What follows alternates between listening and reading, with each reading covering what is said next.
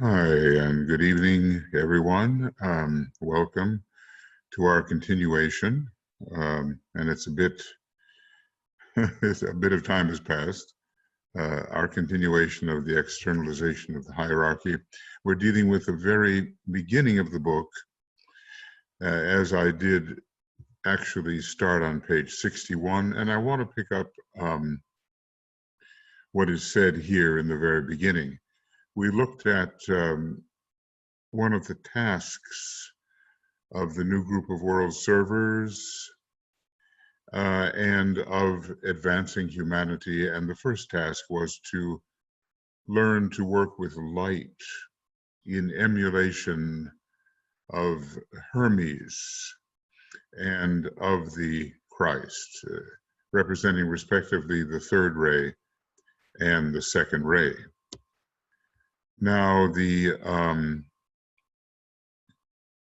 second task here, and I suppose when he talks about this group, he's speaking of the glamour group particularly. Okay.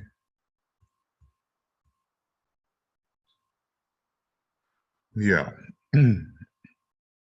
He's speaking of the glamour group, and their second task is to act as a bridge for the forces which are seeking etheric expression and which emanate from soul levels via the mind, soul, mind, brain. And he says, I have earlier pointed out in a treatise on white magic that the astral plane is itself an illusion, not necessarily the matter that constitutes that plane, but what has been, how that matter has been shaped and how it has been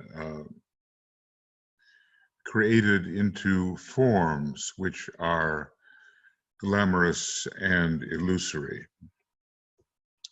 When the first task of the groups working with world glamour is established or is accomplished, this will be evident. I can give you as yet no real idea of the underlying meaning, for you are all working in some measure upon the plane of illusion and of glamour. And for you, the world, illusion, exists, and the astral plane is for you a fact. What we really need is for the light of the soul and the light of the intuition to penetrate the astral plane and to dissipate the glamorous forms. And in that way, the astral plane will disappear. The Agnisurians will still exist, and in the magical process they will be used, but the glamorous attachment of these energies to forms which are illusory and have no reality, they will cease to exist. So we're all, in a way, working within this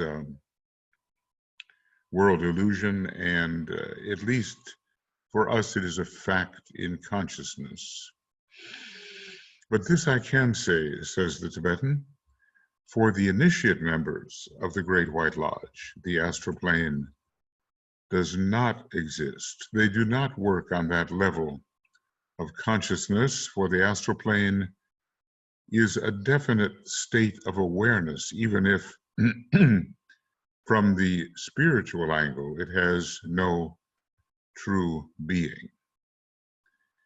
So as we move towards the possibility of becoming members of the hierarchy, we will see through the phenomena of the astral plane, and we will understand how these phenomena have been created, and we will not attend to them as if they were realities, but instead will be involved in the dissipation of these reality obstructing forms.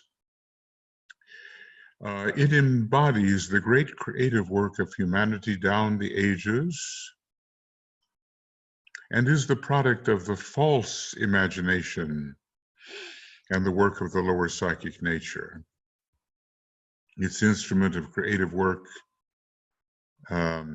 is the sacral and the solar plexus centers. Now, we have seen that some of the ancient astral spheres are connected with the sacral center, not only with the solar plexus. And we read that in the instructions to the disciple RSW, with whom Keith Bailey and I had a connection toward the end of her life, and learned from her perspective.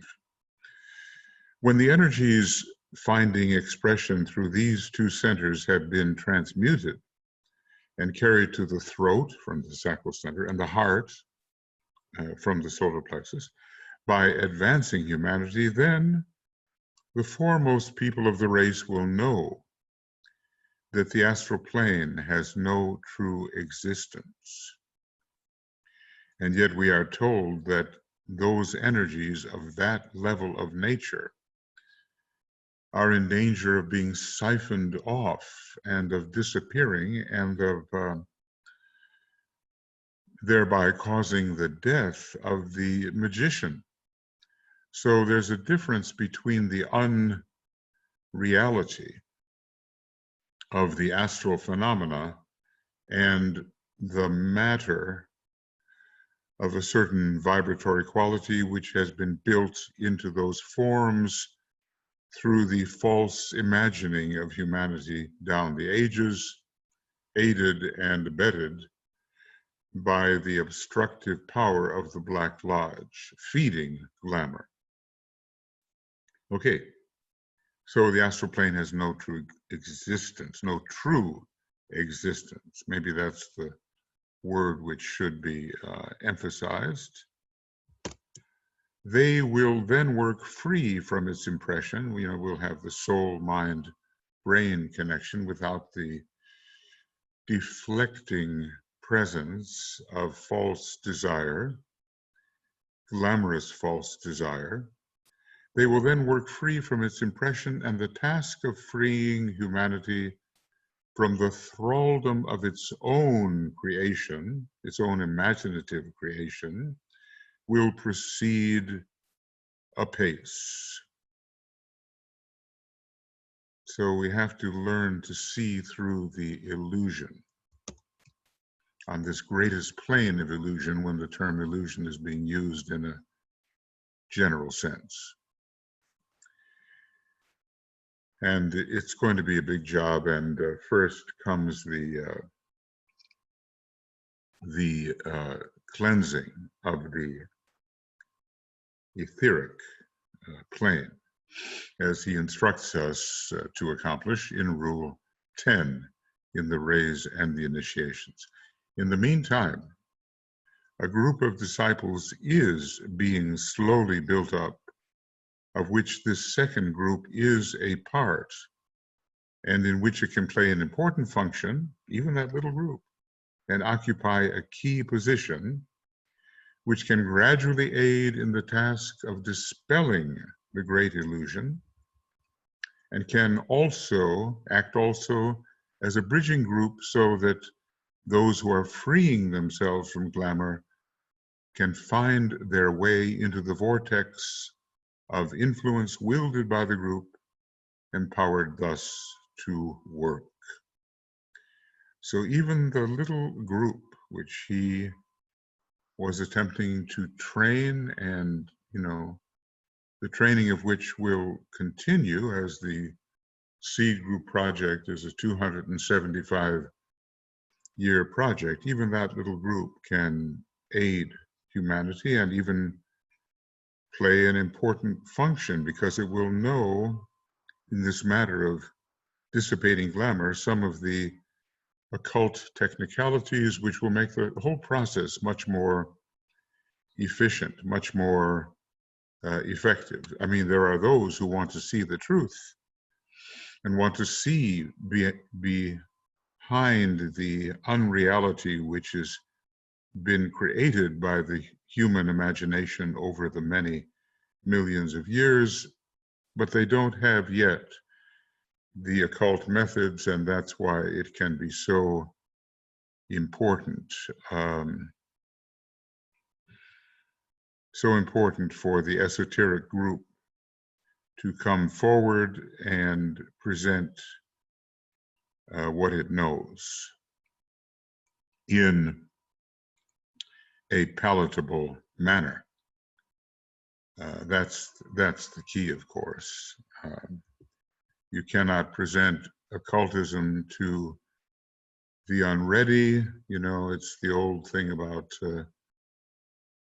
well, it's so graphic, but, you know, pearls before swine, and they'll throw them back at you and rend what you offer. It's just the way of the response of the unready, and we ourselves, maybe not so long ago, had been in the position of the unready. Now maybe we understand a bit more. So when this bridging group is working to help human beings free themselves, three things can happen. Okay, and let's see what those things may be. Number one, that, okay,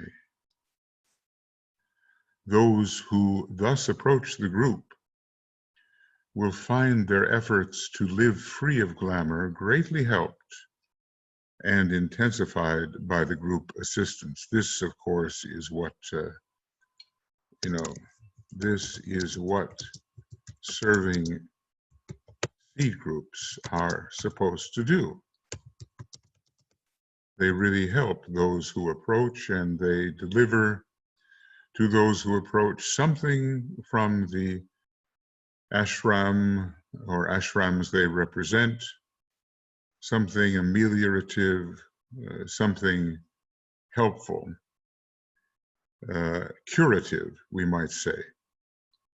Then they will swell the number of those so working and hasten the process of dissipation. All of this is coming in the next centuries in a very applied manner.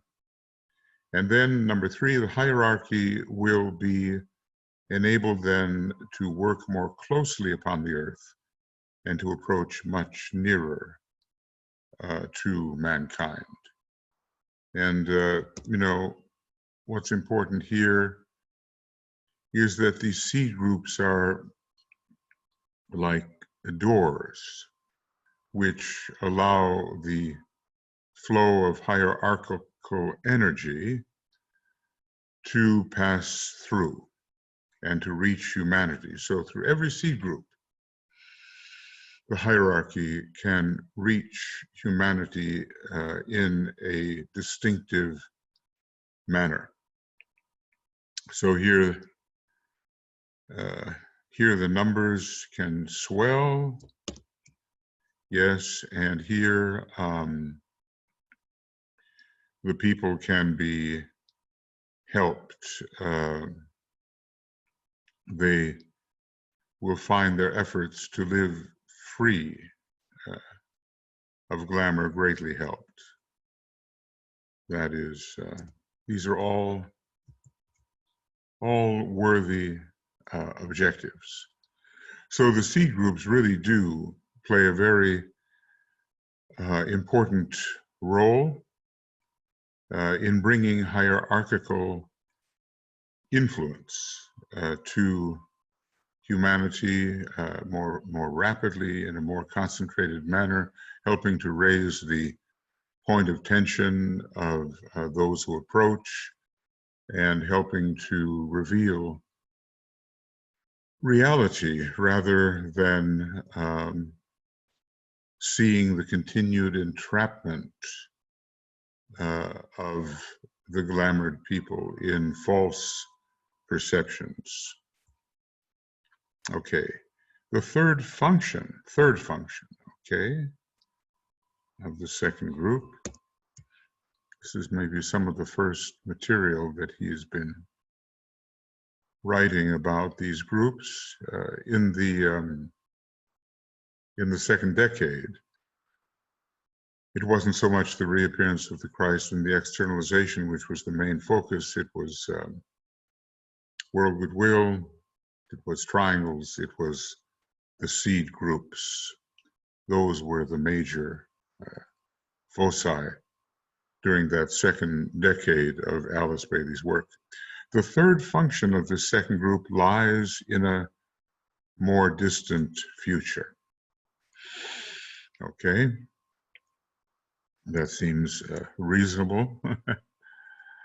The hierarchy lays its plans far in advance, and they stride centuries, we are told. We may walk a few steps every day, but their pace is striding the centuries. The hierarchy has necessarily a department of workers whose major task is to work solely in the world of illusion and with astral matter. Now, those who take the fifth path of magnetic work, leading to the cosmic astral plane and involving both the signs Gemini and Libra, this advancing group is also aiding in a major way this work upon the astral plane that the masters are carrying out. The liberated Shohans on their way to the cosmic astral plane work from thence and facilitate the work of the masters whose task it is, and initiates, whose task it is to work solely in the world of illusion and of astral matter. Many things are covered, many difficulties are met. We don't see the way they are met, but we have the Tibetan's word that when these difficulties exist such that only occult methods can ameliorate them, then the hierarchy is certainly engaged. This department, interesting about it, this department came into being in Atlantean days, when the great controversy took place between those who embodied the consciousness or soul aspect of deity and those who were similarly representative of the matter aspect of deity. Well, we have in the discussion of the great Atlantean battle involving Krishna and Arjuna, we have the playing out of these two groups as if they were members of the same family, which maybe was the case, but certainly symbolically, they are members of the same family. So, and this is carried on until this present day. I mean, you can see the recrudescence of this war. He calls it a controversy, but okay, it degenerated into a war, and our Great War, World War I and II, are a continuation on the higher turn of the spiral of the same battle that occurred millions of years ago in Atlantis. And somewhere he tells us the shocking thought that the leaders of each of these groups, one representing the personality and the other the soul, are the same leaders as were active in Atlantean days. Symbolically speaking, the left hand and the right hand paths came into being. Certainly there was an emphasis upon the division and the need to fight it out so that the divine plan could indeed advance. White and black magic were brought into conflict with each other. Maybe before that they existed, but were not brought into decisive conflict. And the pairs of opposites, always existent in manifestation, became active factors in the consciousness of advanced humanity. So it is advanced humanity, even now, that is aware that there are a pair of opposites, or is a pair of opposites, and one of them is higher than the other. And their relationship is pretty well dramatized in the Libra-Gemini relationship, which fits very well, I think, with the idea that those on the path of magnetic work are involved in helping to purify the astral plane and thus contributing to the victory of those who side with the soul and with the divine plan. So it's one thing for two different methods to exist, one of those methods being aided and abetted by the Black Lodge, or the lords of form and materiality. And it's another thing for these two methods to engage in conflict, and probably because humanity was coming closer and closer to the possibility of initiation. In Atlantean times, it really took off. It really began. The offering of accelerated growth was there, and this the Black Lodge could not abide, and hence the attacks. I think there's a long, long movie about the Mahabharata, and is it Peter Brooks, something like that, 9 hours long, about the great battle between the two sides. And as most of us were Atlanteans at some point, even those who came from the moon chain, the more advanced, more experienced group, we were implicated somehow in this great battle. Of course, we've forgotten all about that, but one day the review will come, and we'll see how we participated.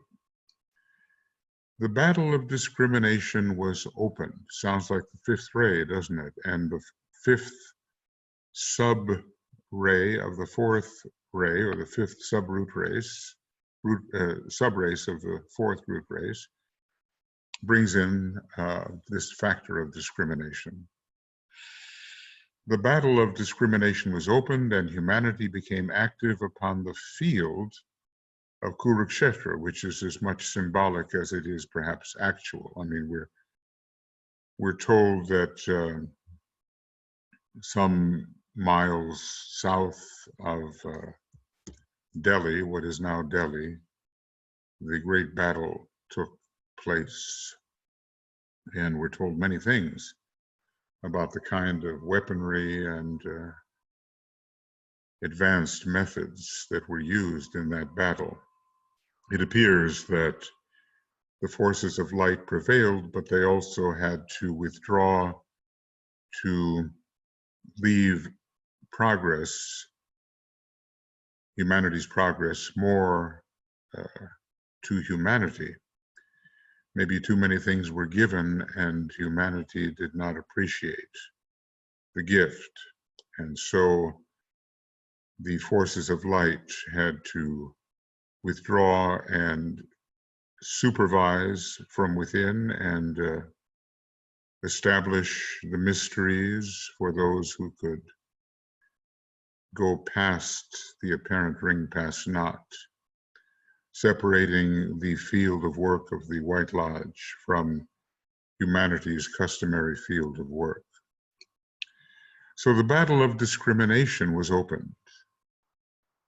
And if you look at the fourth sub-level of the mental plane, which is the highest of the concrete levels of the lower mental plane, you see that the city or power that is being cultivated there is discrimination. Where there is no conscious response to a condition and no registered awareness, there is no problem of responsibility as far as the soul is concerned. In Atlantean times, this condition was evoked, and hence the problem facing the race today. We are now knowledgeable and responsible. Hence the task of the hierarchy to free the souls of men from the surrounding glamour and to enable them to achieve liberation. The culmination of the issue and the controversy then initiated is now upon us. And this is being written in the 30s, you know, so let's say that an amazing evolution over millions of years has led to the present battle, which in some ways is again underground, just the way it went underground between World War I and World War II. And the big question is, will it be precipitated again upon the physical plane, probably with, if so, with very disastrous results as far as humanity is concerned. It would be a religious war, we're told, and Shambhala would be involved in the war. Some references say for the first time. There have been Shambhala impacts, but as far as a war goes, the involvement of Shambhala would be perhaps catastrophic from the perspective of the present structure of human civilization.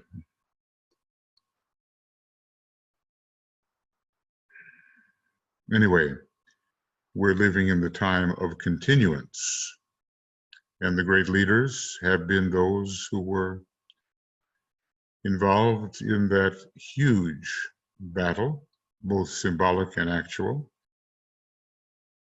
Hitler, Churchill, FDR, Franklin Roosevelt, that is, and others, facing again each other, a standoff when yet another advancement is looming before the human race, namely the initiation of the entire human race in the first initiation, or at least it can be considered that the human race will undergo its first initiation, even though there will be many individuals within it who cannot yet possibly attain that level. So we're dealing here with something called the third function. The third function of this second group lies in a more distant future. And let's see, there's a bit more about it. The third function, therefore, of the group can be grasped at this time, and eventually this branch of the hierarchical effort can find due expression upon the earth. So hierarchies attempt to liberate the souls of men from glamour. is imminent, although it may be some centuries before this can be accomplished. Hopefully we don't have to wait until the judgment day, when those who remain with the earth will definitely be on one or other stages of the great path of initiation, from aspirant to disciple to probationary initiate to initiate, and so forth.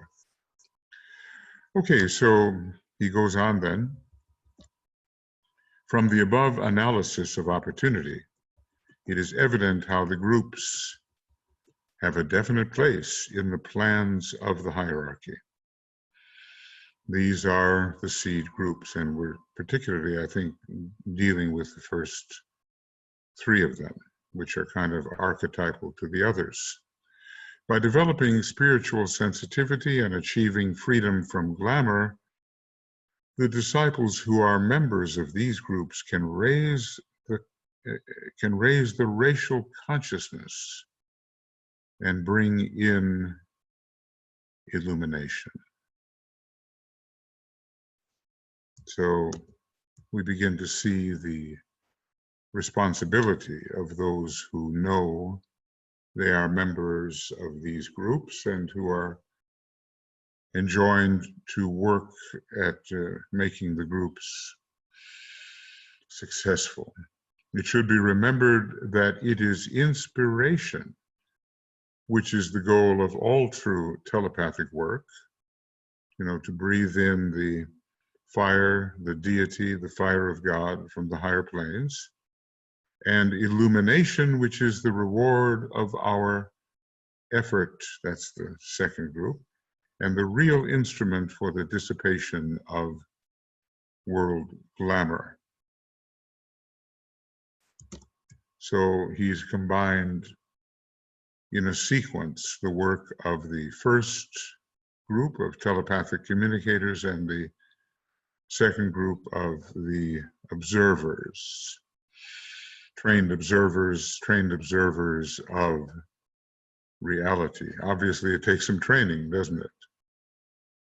So a continuity is given here. Inspiration first, and then illumination based on inspiration. Thus, these groups can nurture the germ of the future culture, which is sort of the qualitative seed of the civilization, coming civilization, act also as bridging units, and externalize certain departmental activities of the planetary hierarchy, the next great desire of its members, but only certain aspects, yet manifest and for man and useful for man. And all of this is coming. It's part of the divine plan. It's laid out in great detail, really, for those who really are initiate and within the ranks of hierarchy, those who really know. And for people like ourselves, we are learning. Now, the next group is being taken up. At least, Master DK managed to externalize, to some extent, the first three groups and the fourth, and just a little part of the fifth. And there were others for which he had plans, but the Great War, the continuation of the earlier war millions of years ago, intervened, and the work had to be readapted to the circumstances. I imagine that the seed group work will continue, and that will be, I suppose, one of the major thrusts that is presented in this third installment that we have been promised around the year 2025. Okay, now the third group, and these are the magnetic healers, you know.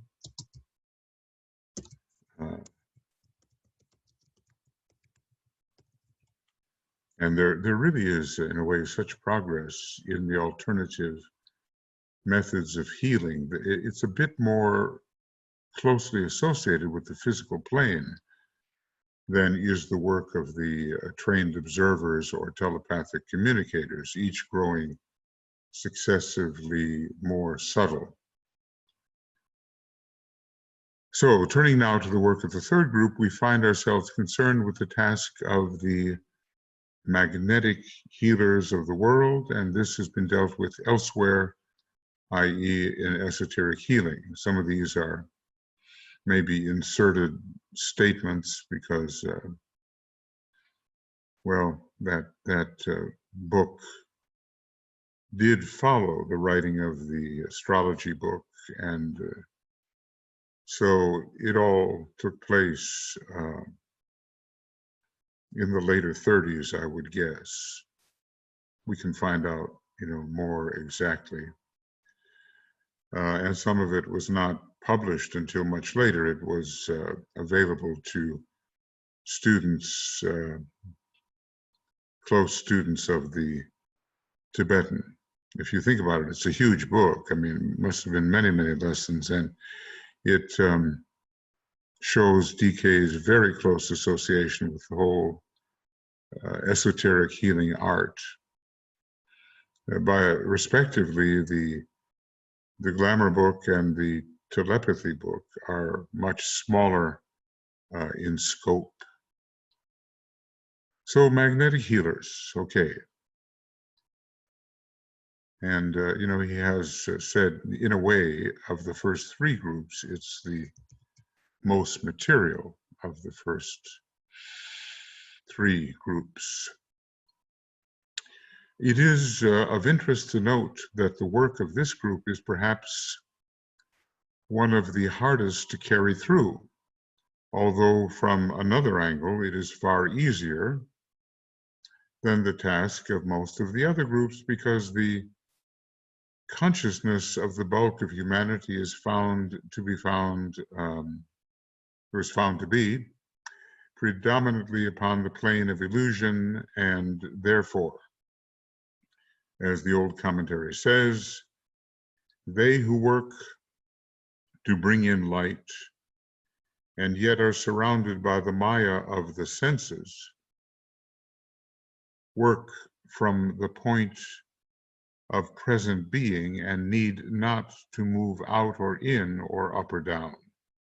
They simply stand. So basically it's telling us we're already there for the kind of work that is to be done in this group, and we just hold our position, and there we work.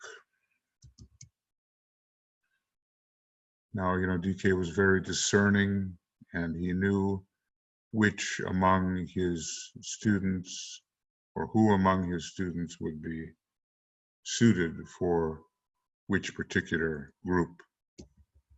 And he assigned them, I think, accordingly.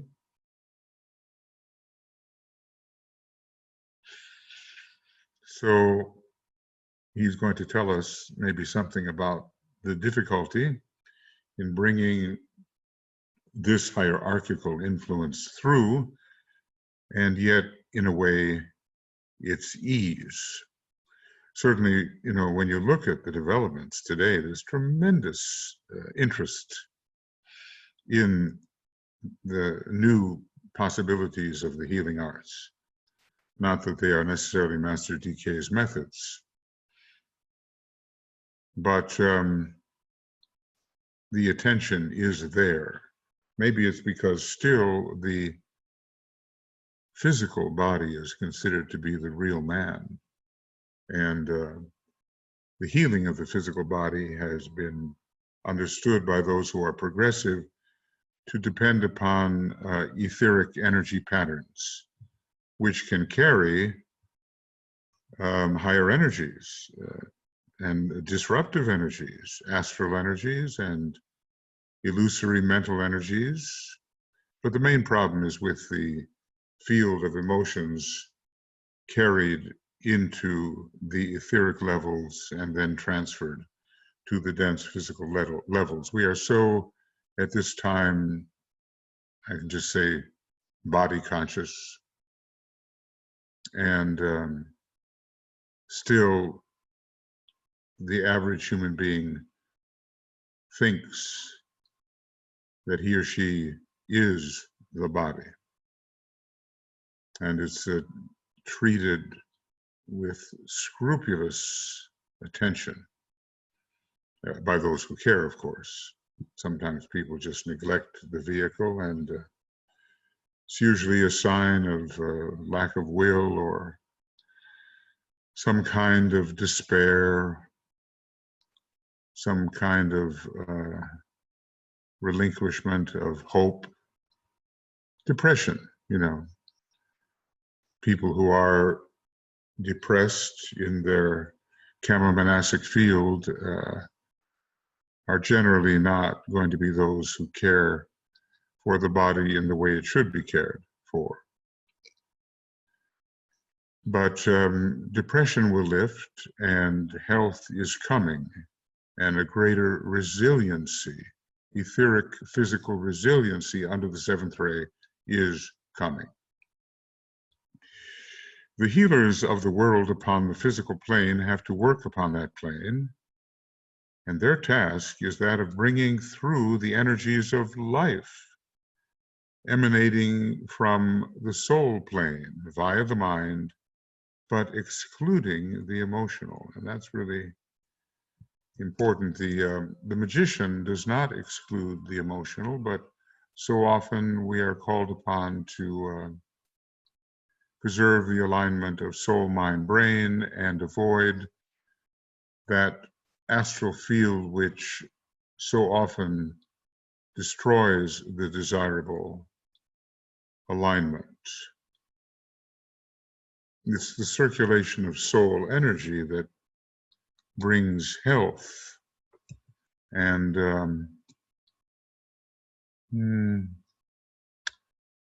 be nice to be able to find this.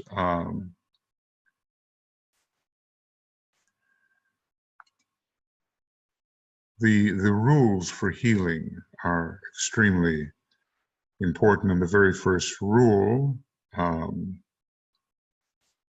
not sure I can find it, but rule 1, and you won't see this right now, but yeah. Yeah, okay, if I go to esoteric healing and I go backwards to maybe rule 1, let's see if anything shows up.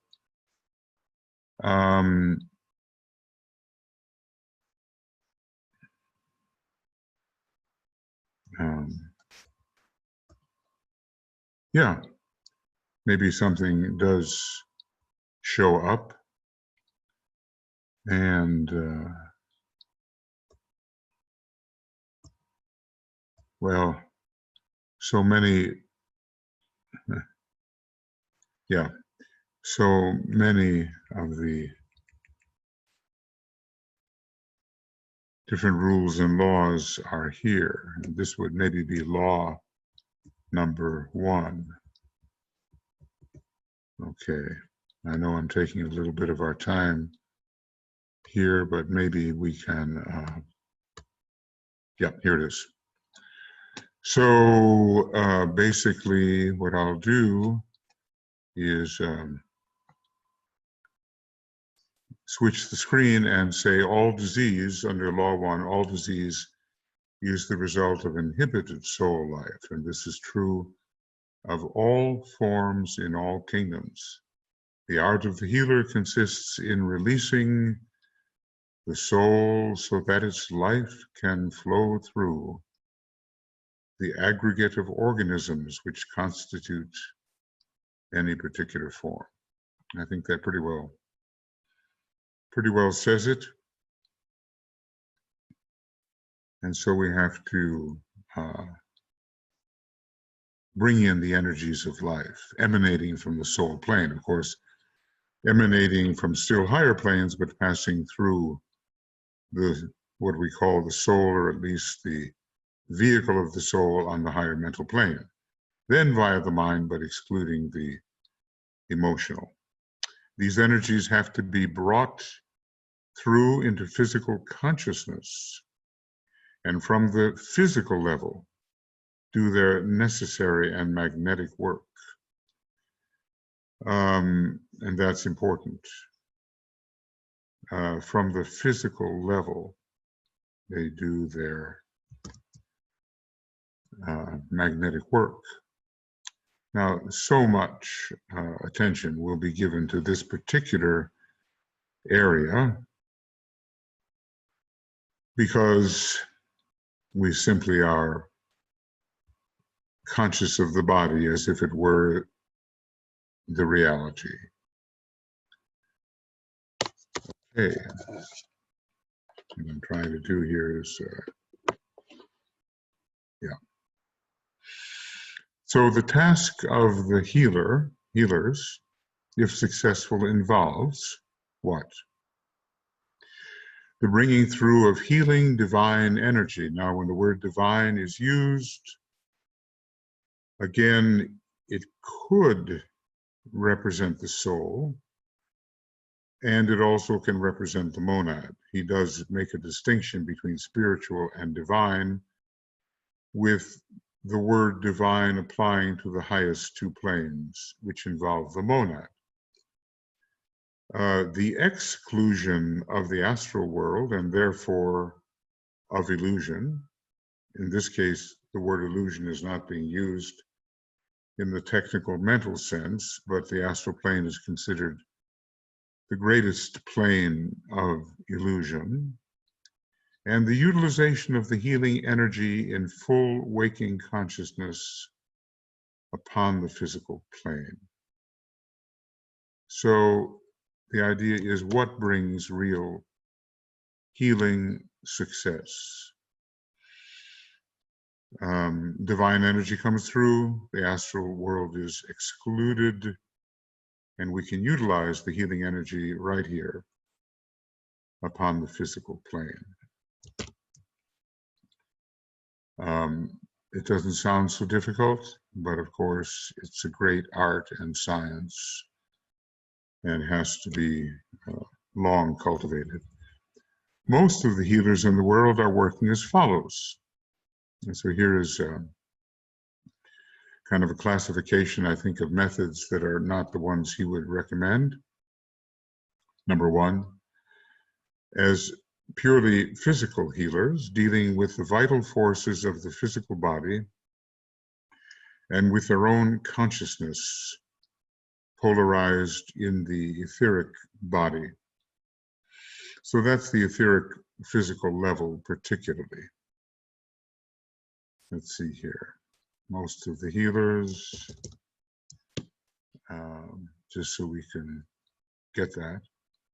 So as purely physical healers, that is the first possibility. Okay. And then as emotional astral psychics, with the consciousness polarized upon the astral plane and utilizing the astral body and working in and with glamour and illusion. The effect of their work, if successful, and I would have you note that if, for I deal with the idea of relative permanency, may be maybe one of two things. Okay. I'm assuming that DK is not presuming that this is the best method of working. However, many may work this way. Number one, they may cure the physical ills in the patient which are of such a nature that the inner astral desire, therefore the lower desire, has eventuated in physical disease experienced in some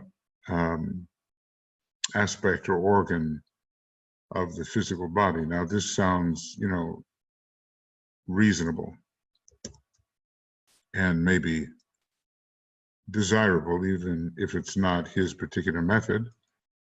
Or they may intensify the effect of the illusion of desire in the physical brain consciousness and cause such a violent increase of the active energies that death may occur before so very long. This is quite a frequent happening. Nevertheless, death is a cure. Remember this. Okay, I'm reminded of the phrase that for the truly suffering individual, they seek relief and release in death. So that is a possibility.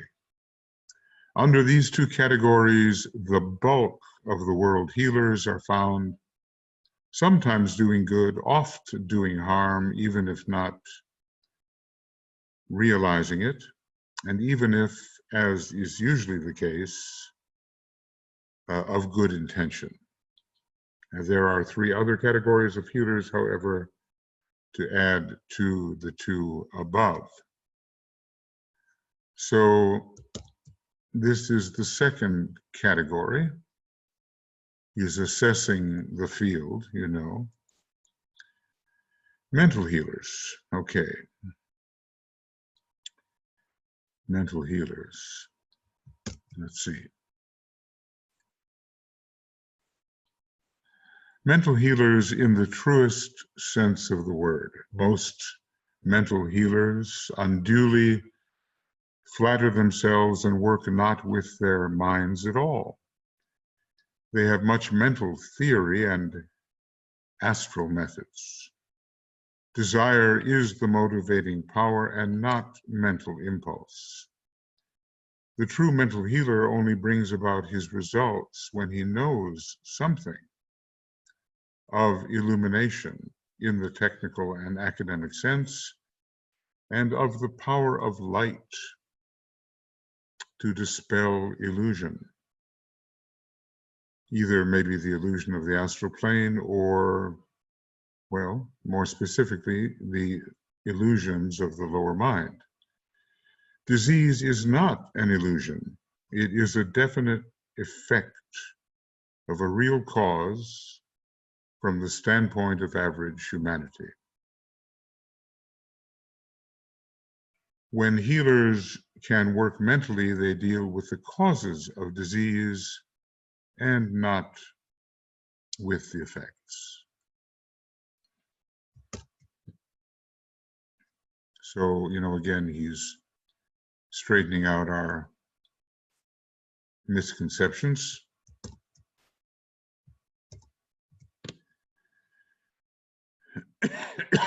And telling us that what we think is mental healing is not really so. Not really. Okay. Now, adding to that, those healers whose soul contact is established and who work with the souls of people. And I think, this is more the kind of method that he will promote as safest and most effective. Work through the souls of people, enabling them to A, stand in spiritual being, B, to work free from illusion, C, to achieve true perspective upon the physical plane, and D, to coordinate the personality and the soul so that the will of the inner spiritual man can work out upon the physical plane. I think his methods very much include this particular fourth method. And I'll, put it in kind of the indigo color. I know it's hard to see, but I think we can see it if we look closely enough.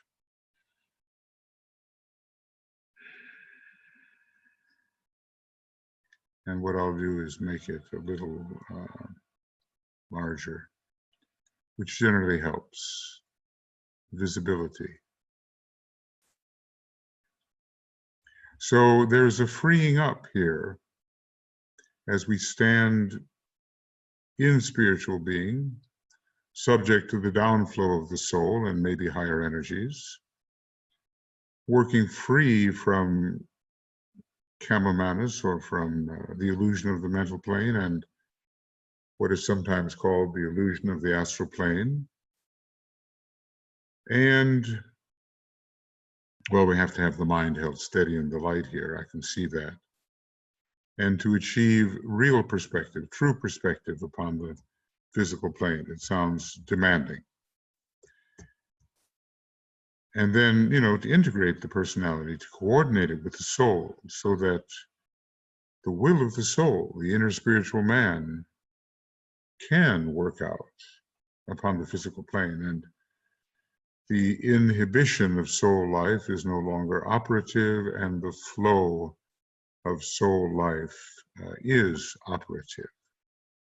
And then number 5, those who can work as is eventually intended that this third group should work, definitely as outposts of the consciousness of the hierarchy of masters.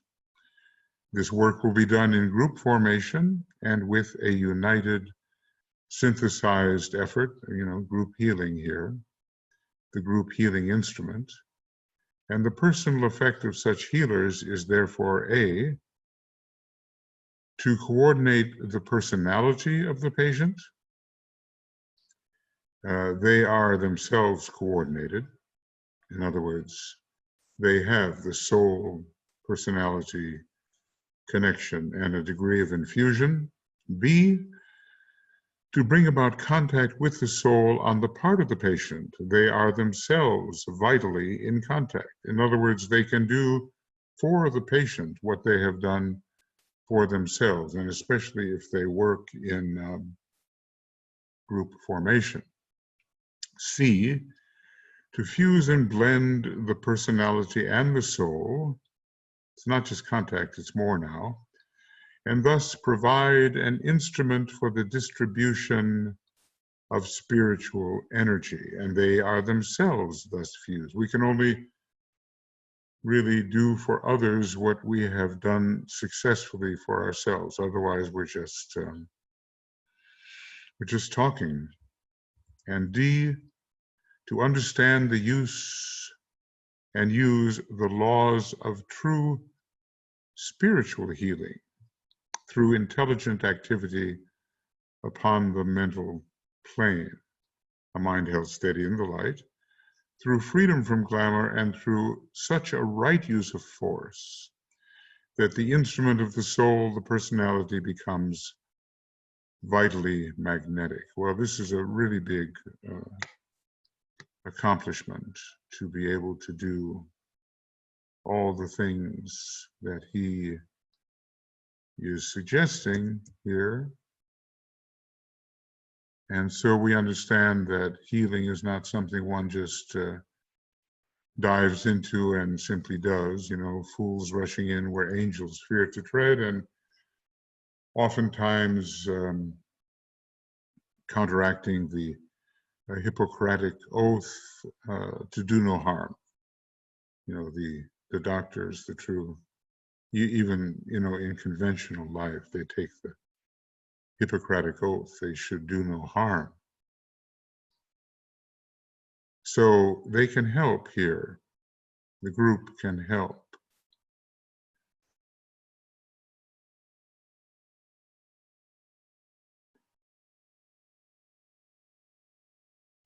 This is work to be done in group formation and with united, synthesized effort. But of course, we have to work upon ourselves before we are fit to join such a group. So coordination, that's number one. Just to emphasize a little. And contact is number two. Coordination, contact, fusing and blending the personality and the soul. That's number three. And understanding the laws of true spiritual healing through intelligent activity upon the mental plane. Well, let's just leave it. True spiritual healing, and then on every plane, some achievement has to be accomplished.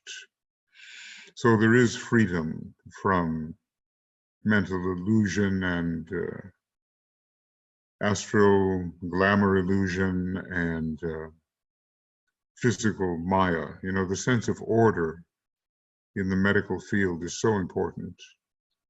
And when the veil of impulsion, the first veil, which induces chaos and irregularity, is operative, then we're not going to bring about the physical effects which are desirable. We may simply contribute to the worsening of the disease. He says, I would remind you that such effort in the early stages, and those stages are the present ones, he doesn't expect that the readers of his book will advance beyond the early stages, at least at this time, until they are further instructed, that such effort in the early stages results inevitably in the development of a critical spirit through the intelligent effort being made and the discriminative recognition of glamour in many cases, because only through such an effort can analysis of a right kind eventually be achieved and criticism eliminated. I think we all know that we have to learn to discriminate analysis within the field of synthesis from criticism per se, which is so often, you know, not constructive criticism at all, but tends to tear down or compromise the one who is criticized. So these are inevitable traps along the way. Results inevitably in the development of a critical spirit. And this has to be avoided. An analytical, clear-seeing spirit is what is needed.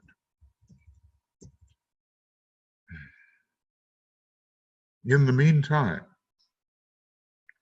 those thus in training are oft a difficulty and a problem both to themselves and to their friends and co-workers. But this phase is temporary and leads to a more lasting relationship and to the emergence of that true magnetic link and love, which must heal and lift and stimulate all that it may contact. So he speaks from experience, and he knows the traps that lie ahead, and he seems to indicate that they cannot be avoided.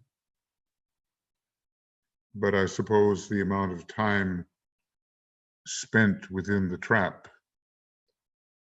can be greater or lesser, according to the attitude of the one who is trapped in criticism. I think if a patient feels criticism from the healer rather than analysis within the field of loving synthesis, very great damage can be done and not much in the line of real healing can be accomplished. Okay. In the coming Aquarian age, we shall see humanity producing a culture which is sensitive to the finer and higher spiritual values. A civilization which is based on the culture, which is free from the glamour and from much of the illusion which today colors the Aryan peoples, those people who are possessing much of the fifth root race consciousness, and a racial life which will be embodied in those forms which will bridge the gap at present existing.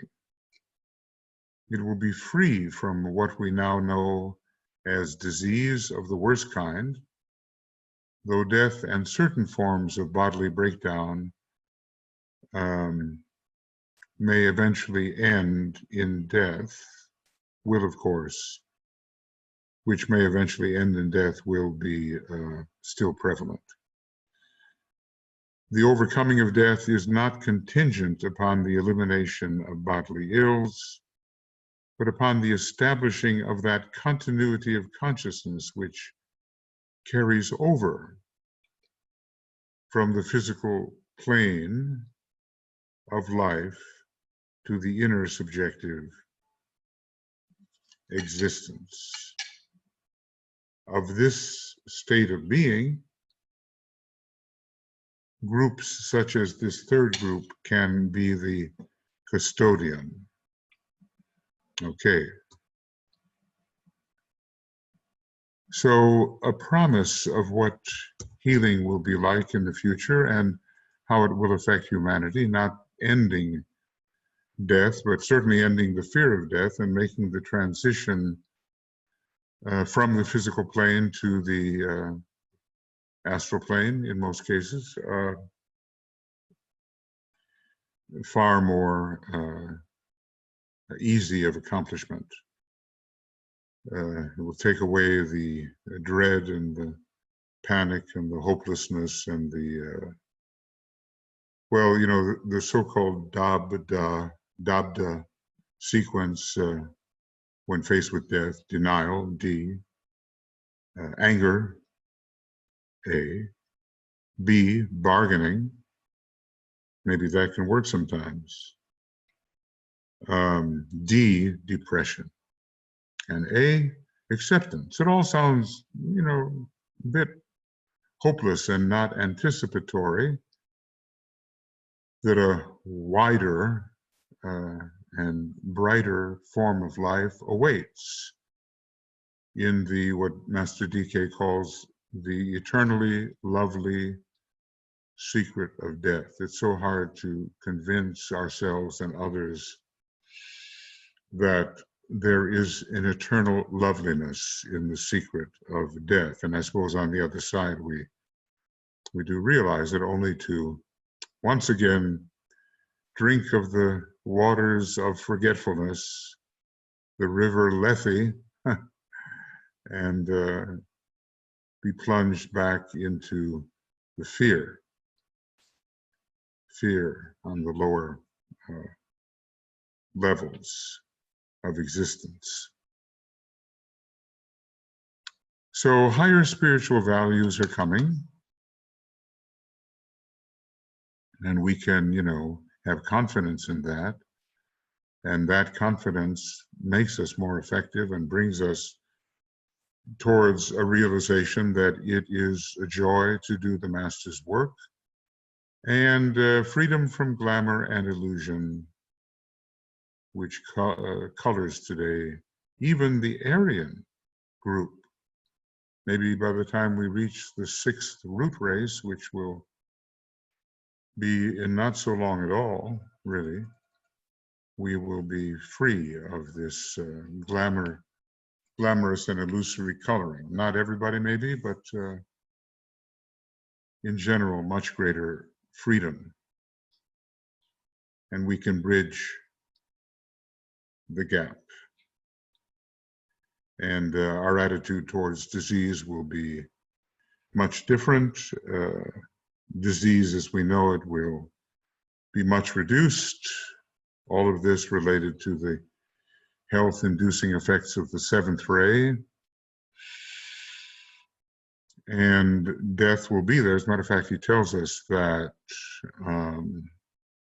death may be sought much earlier once a person has accomplished what he must accomplish in life. It will be deliberately undertaken, and the methods of deliberately, meditatively undertaking the transition of death will be known. So the third group then here will be the custodian of this kind of knowledge and of this continuity of consciousness, and then as a result of that, they will have a problem. And he now gives us what this problem may be. And their problem is therefore, number one, to establish that state of personality development which will lead to magnetic living upon the physical plane. So often the healers, to be a true magnetic healer, have to have that crown center, ajna and alta center functioning successfully as a triangle of energies in circulation.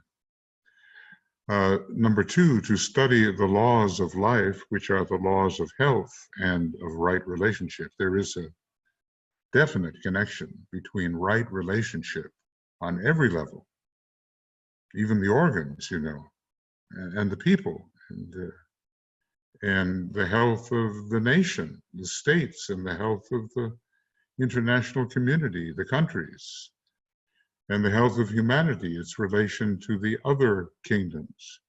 Right relation brings health.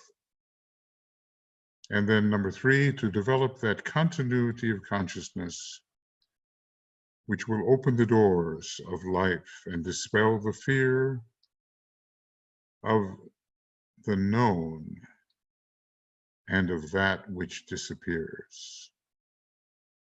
Well, I guess we're all of us attached in the beginning, and we're attached to this great illusion of the reality of that which the lower senses report to us. And we have to banish this idea that that to which we are attached is real. It's actual, all right, and it is a presentation in consciousness, but it's not real. It's an obstruction to the apprehension of reality. So we have this problem, or should we say this challenge in this group, this third group, that we must live magnetically and therefore actually as agents of healing. So magnetic living is one of the projects which must be somewhat accomplished, and study the laws of life and of health and of right relationship. All of that is important. And then to apply it, of course, and to develop continuity of consciousness. And he gives us, in Dhyana 2, he gives us a method of sort of falling asleep consciously instead of drifting off. And, you know, sometimes it may work, and with cultivation, it will work. We have faith in that. So, from the angle of the work of the world healers, and above, the above is a statement of opportunity. You know, now when we have the world disciples, it pretty well indicates an initiate of the third degree, maybe sometimes of the second degree. And what does it mean, a world healer? Does it mean like an initiate healer? From the angle of the work of the world healers, the above is a statement of opportunity. This they face as the nucleus, or one of the germs or seeds of the new civilization and the coming culture. It embodies the objective of all their work and their contribution to the united work of the groups. That's so important, that each group actually will enhance the work and ability of the others. You can understand that, well, let's just say right economics enhances all the groups, and a knowledge of the true psychology, the same. And scientific research, the same. You can draw lines of relationship between the anticipated hope for output of any of these groups and the well-being of the other groups. You know, your instrument has to be in a particular state of receptivity in order to be a telepathic communicator. Well, when the work of the other groups is really operative, then that much more of telepathic receptivity can occur.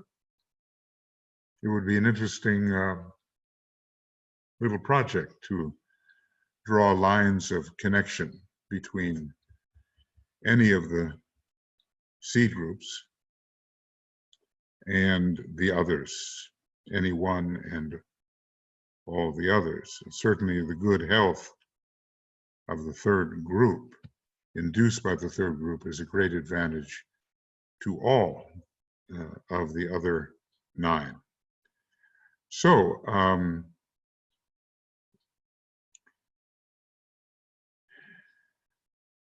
a statement of opportunity, and they face these sayings, these statements here as the germ, the seed of the new civilization and the coming culture. And what comes first? I think in a way the culture comes first, because it is of a higher order than its precipitation, the civilization. Equally so, they can bridge the gap at present existing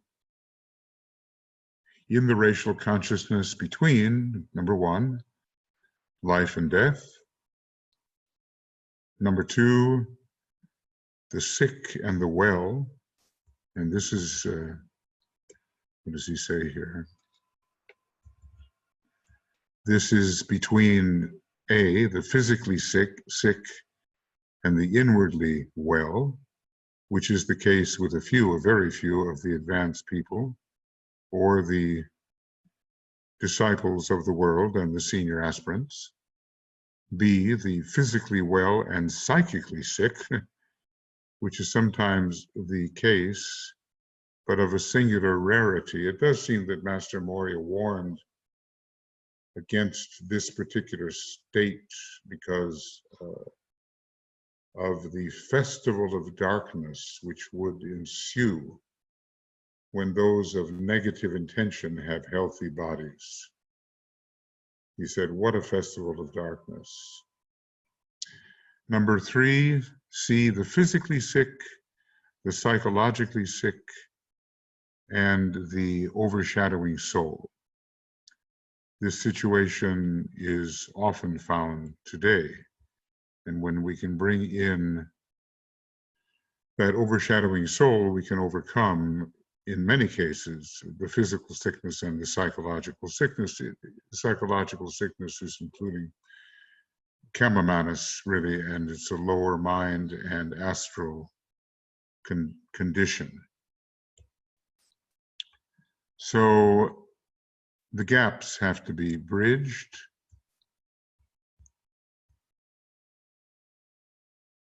Let's see if I can maybe, I'll just make a note here. So we do want to make bridges all the time. And the fact that there are insufficient bridges sustains the situation of cleavage, which is always bringing pain and abnormality and conflict. So interesting about the ways sickness and wellness can manifest. It would be hard to say that one can be mentally sick and astrally well. I think the Kamamanus there blends, and we don't have that kind of distinction. And number 3, this is all about gaps, bridging gaps.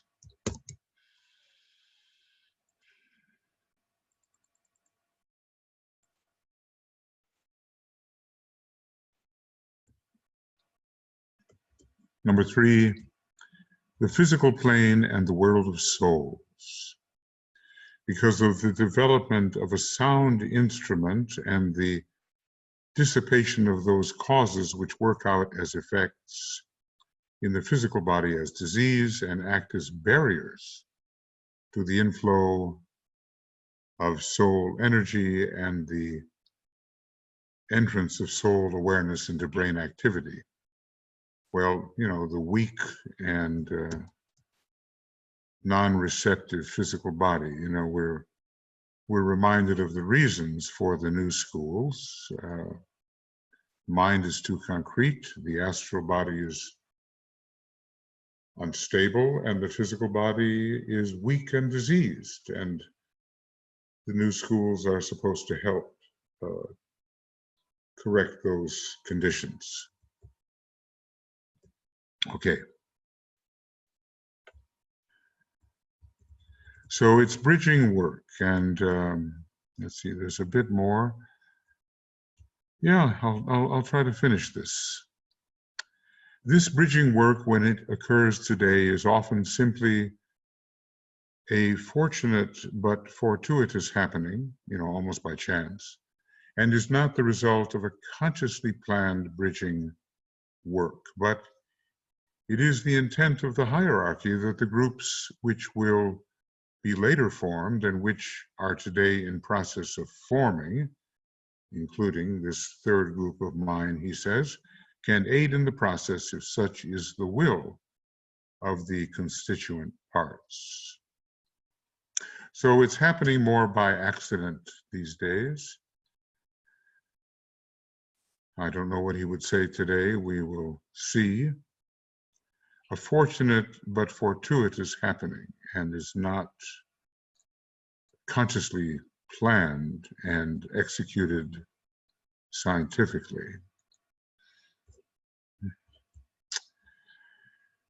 Finally,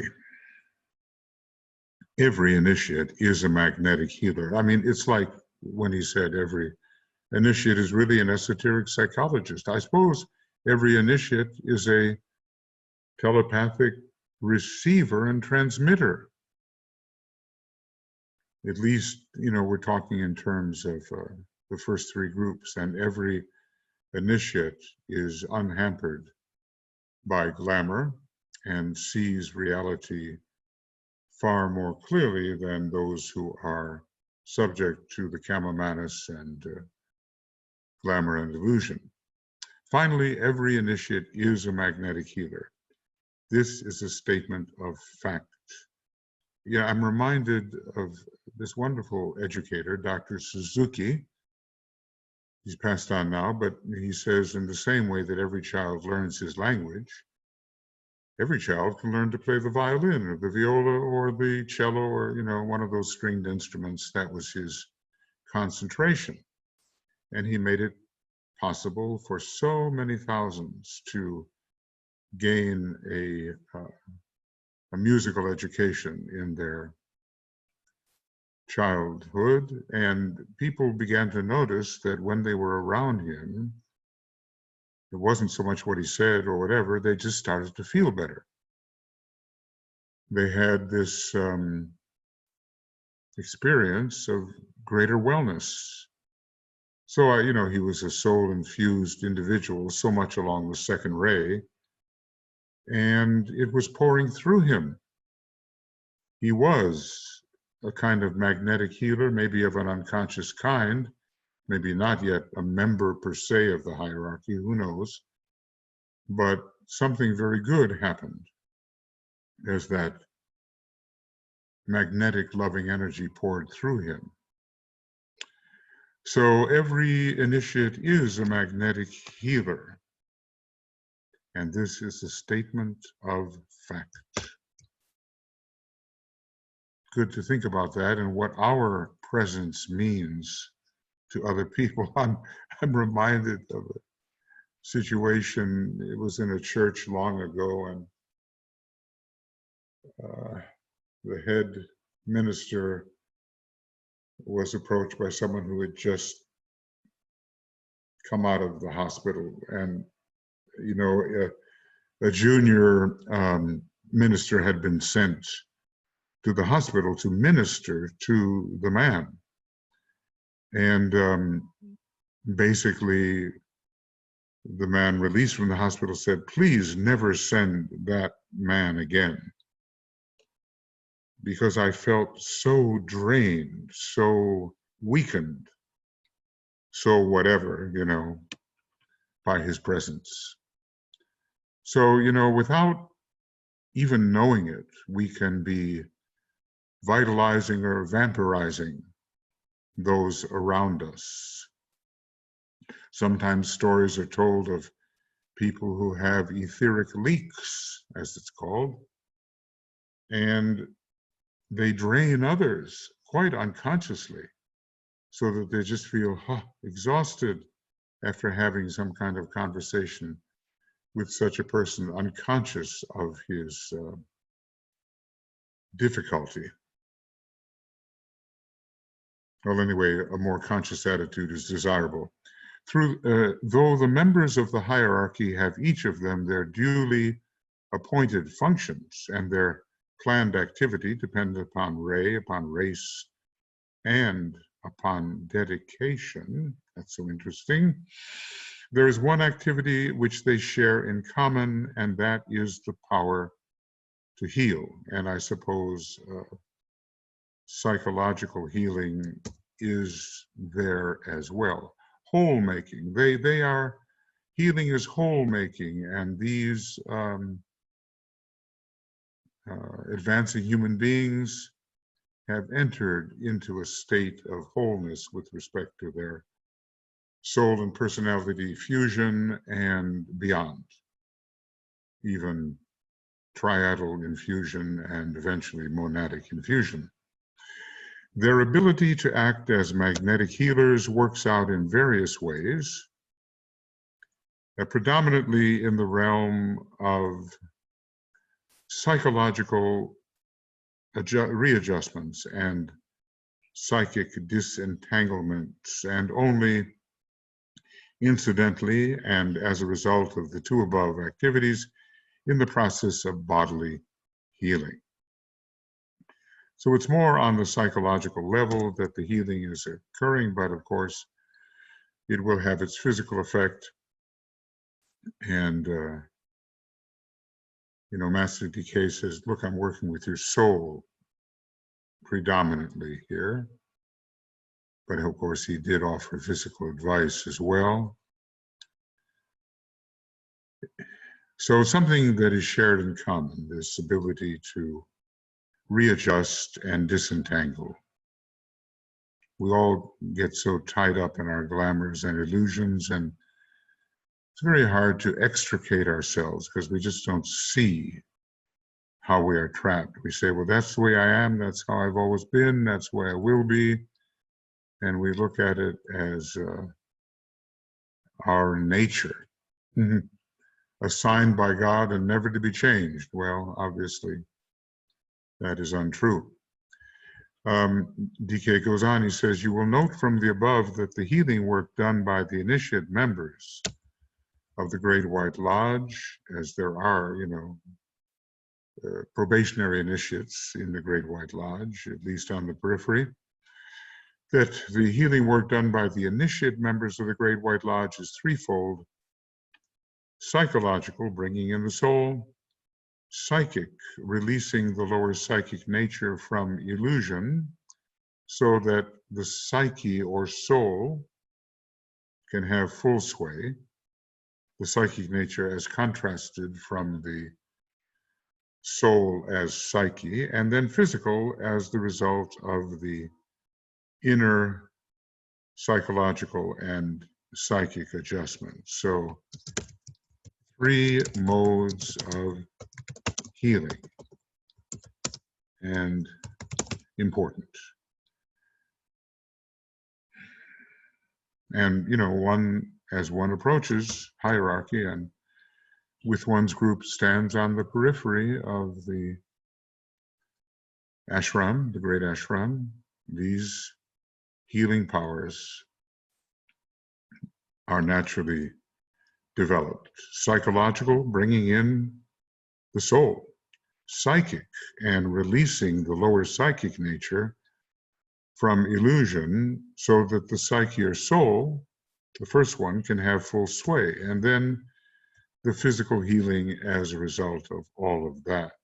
So this ends up being a really important statement regarding the 3 modes of healing, which are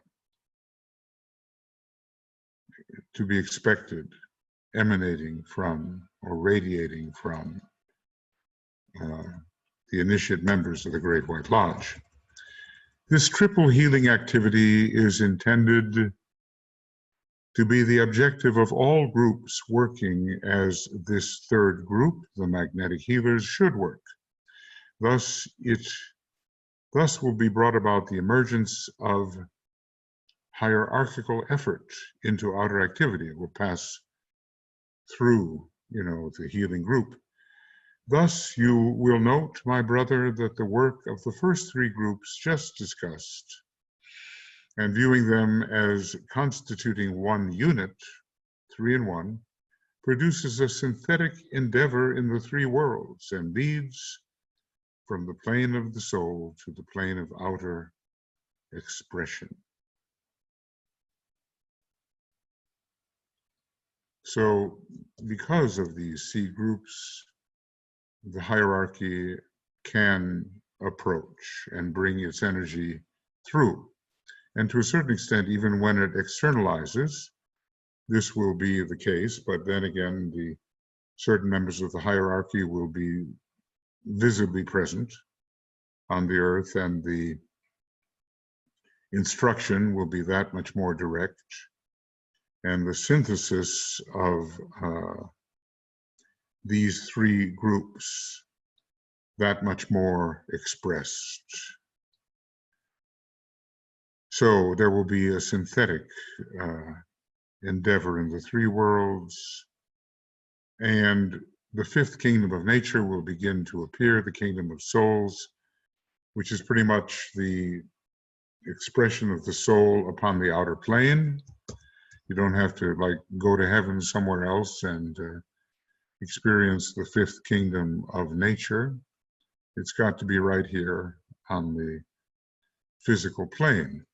So all of this is most promising, and really what we've done here now, up to page 46, is we have worked with some of the C group effort. Now, DK enlarged upon that elsewhere.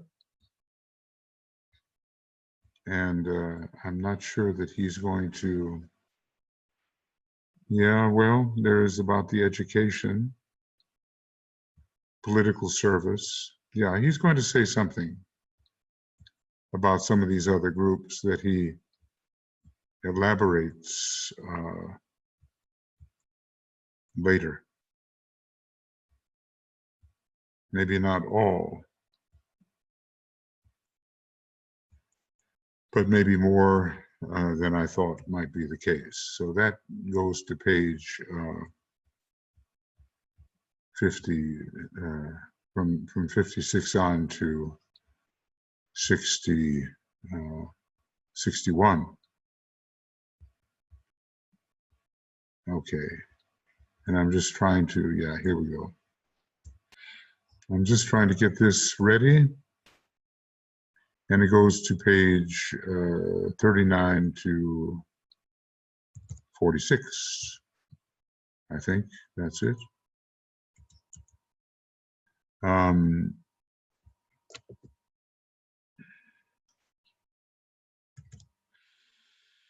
And this is the end of number 11.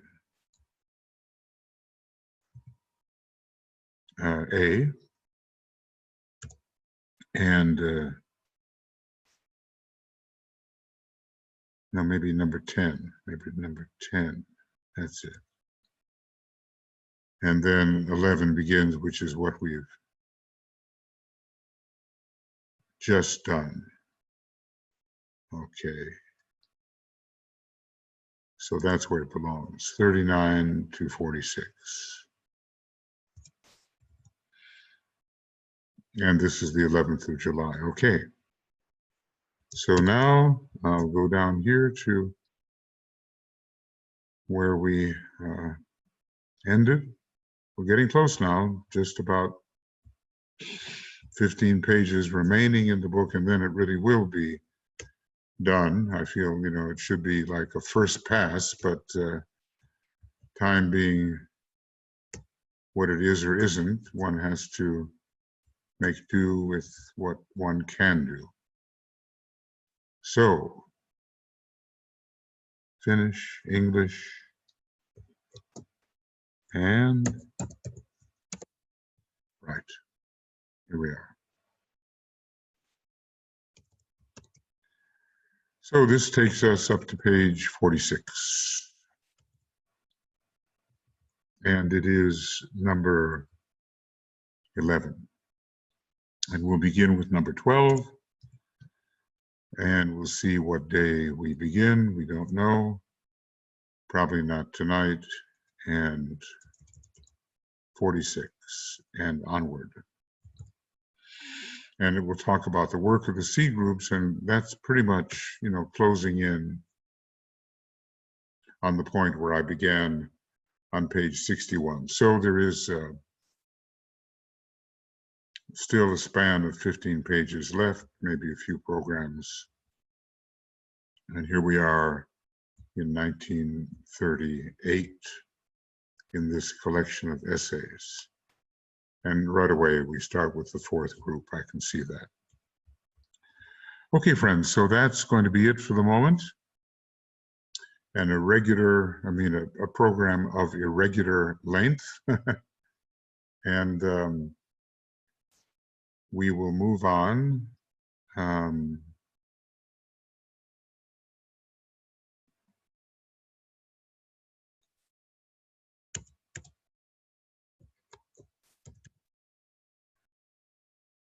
Take up what DK says further. All of this, you know, a great and voluminous teaching. All of the parts of which are interconnected. That is what we have to understand. Interconnected parts. And the more we can learn the connection between these different smaller aspects of the teaching, the more we will open the door to pure reason, which is a type of intuitive apprehension. It's quite a high Mercurian thing, just as DK is a very, I think, very high Mercurian monad in a way.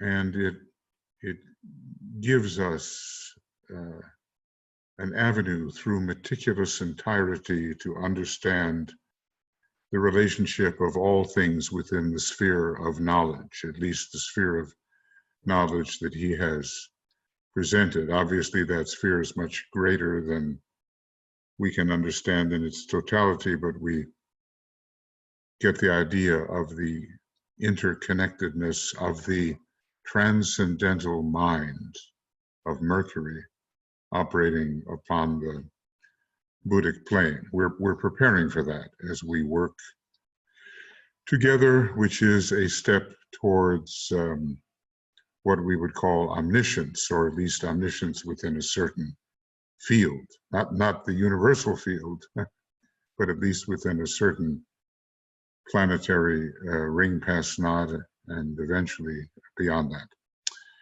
Okay, thank you for being here. Lots of love, many blessings, and well, we'll